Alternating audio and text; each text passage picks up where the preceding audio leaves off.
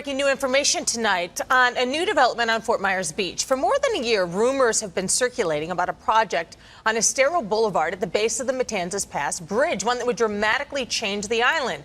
Tonight, we have confirmed the project includes 4 new resorts, restaurants, and a parking garage. NBC2's Lindsay Fry gets reaction.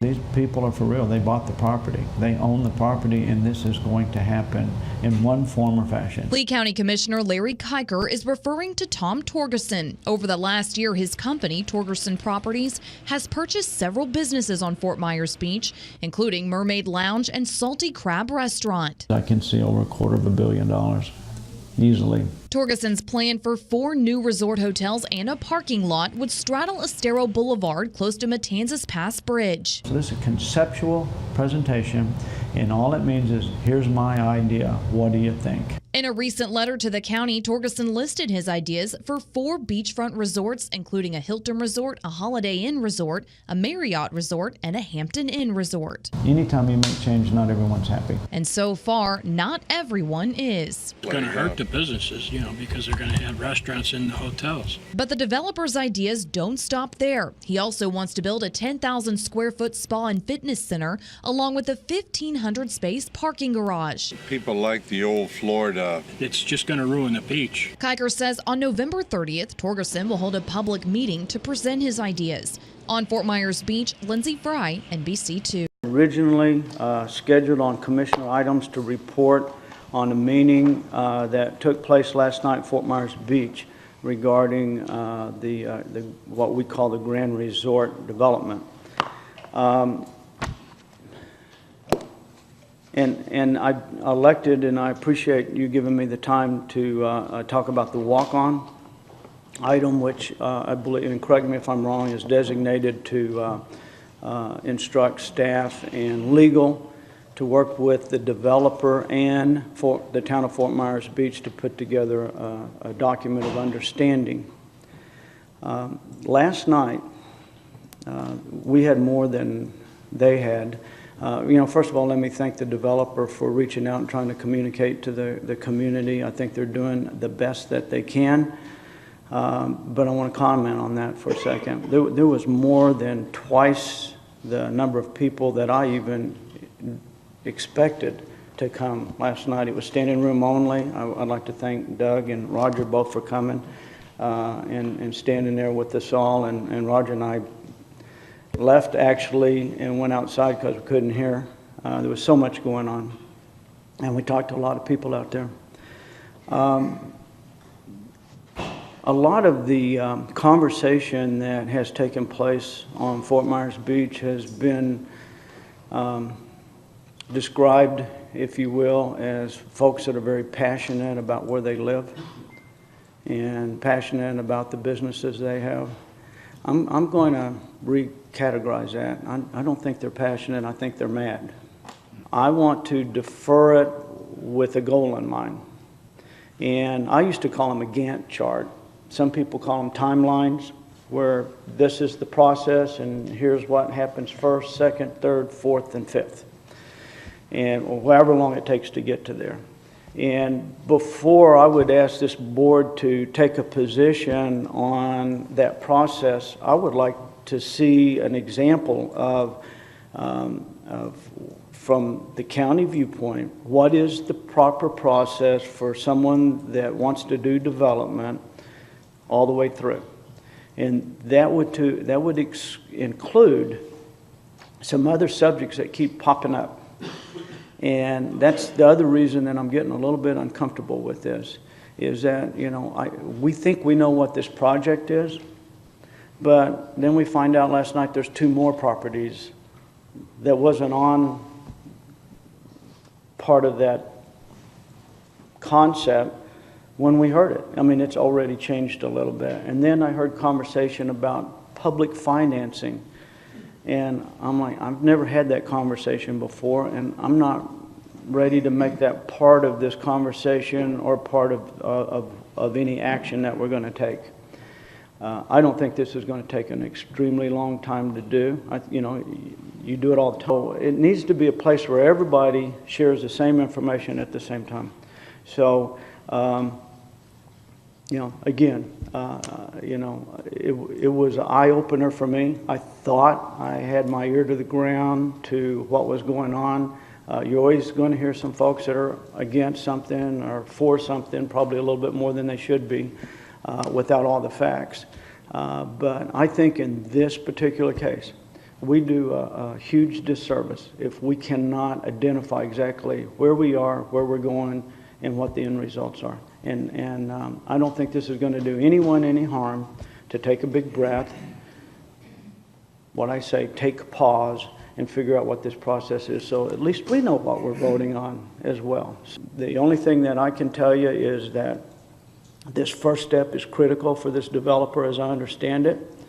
If this seawall doesn't happen, then all the drawings that we've looked at goes away, and they have to start over, as I understand it from what they've said. So it's a real critical piece of it, but I don't think we want to, we don't want to leave anybody behind on this thing. We want everybody together on it. No, not everybody's going to agree with each other, but at least we'll know why. And we'll know that we're talking about the same thing, and we can have some decent debate and conversation about it. My name for the record is Bill Schenko Jr. I live at 581 Carlos Circle, Fort Myers Beach, short end. These are 3-minute comments, if we can hold it to that, please. Oh, boy. And when it comes back to it, again in the future, you'll have another 3 minutes, and you'll have the same at the beach and all those. We're going to hear from the public. That's why I write it down, sir. Thank you. A couple of things. If this is coming back in 2 weeks, I may not be here in 2 weeks. I have to clear a calendar to be here today.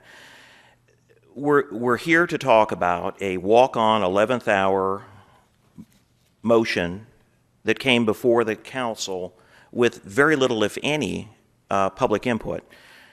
It should be noted, this is the very first public body that has had one word of public input regarding Grand Resorts. Town of Fort Myers Beach has never met and never had any public input regarding this, and this is the first time any member of the public has been able to talk to any elected official regarding at a public meeting regarding Grand Resorts. There's obvious community interest. Look at the TVs from last night. I don't know if there were 300, 500. There were a lot of people there last night. What is the hurry? This proposal before you on your agenda says it's to study. When you read the proposal, it's to approve, not study, a co-application with a developer to build a half-mile hardened surface seawall along Fort Myers Beach. That application includes 2 parcels that you own, your county parks, Lynn Hall Park and Crescent Beach Park, one of which the developer told us last night they're building a high-rise condo or hotel on top of. Plainly, the proposal is directly contrary to the Land Development Code of Lee County, Land Development Code of Fort Myers Beach, and I believe directly contrary to the Land Development Code of Fort Myers Beach, both with the hardened structure, the density, and the height. I implore you, slow down. There are processes in place. You've got developments of regional impact. You've got all kinds of developments in Lee County. Why is this one treated so differently? Please do not operate under this veil of secrecy and backdoor deals. That's what we've had to this point. It needs to stop. Bring this matter properly to the public eye. Follow the processes and procedures that are required by all development projects as it should be. Thank you. Thank you, Mr. Schenko.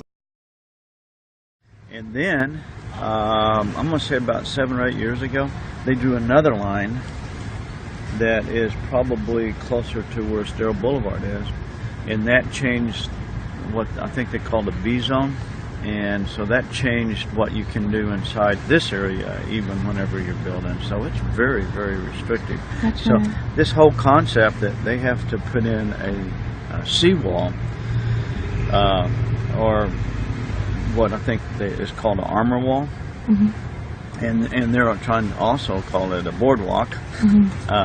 But what's important about that is what you get with it or what you get without it. With it, then you can have businesses just right here on the ground, and then you build on top of that. Without it, you can't put anything here. Okay. And so your first floor is going to be 23 feet high. As the developer of the project on Fort Myers Beach answers questions about his plans, Lee County Commissioner Larry Kiker is answering questions about why meetings with Torgerson were not properly logged. New at 6, as NBC2's Brian Colleran found out, the League of Women Voters wants Kiker investigated for ethics violations. Clara Ann Graham has dedicated decades of her life to voting rights. I started in Blacksburg, Virginia in the early 70s. The president of the League of Women Voters of Lee County has filed a complaint with the state after seeing the lobbyist logs of Lee County Commissioner Larry Kiker. I can understand if, there was an admission or something not really totally documented, but there were 30. The logs are available to anyone on the county's Clerk of Court's website. Kiker's logs not only look different from the others, there are gaps. Meetings with developers like Tom Torgerson and his group, who are trying to build 3 new hotels in a downtown area on Fort Myers Beach, were initially left empty. The commissioner tells NBC2, "I am fixing those differences right now. It is important that they are current, up to date, and stay that way." If a violation did occur, the Commission on Ethics can hand down a fine. In this case, the president of the League of Women Voters says the biggest penalty should be handed down. It should be in total, the total fine that is allowable. Kiker tells NBC2 that I've not heard from one single group or organization about these complaints. The State Commission on Ethics says once a complaint is received, it takes 2 to 6 weeks before it goes before the board. They decide if any action will be taken. In Lee County, Brian Colleran, NBC2. No secret meetings on Fort Myers Beach. The town council has been accused of meeting behind closed doors to talk about that major development project. So they're going to try and be more transparent for the public.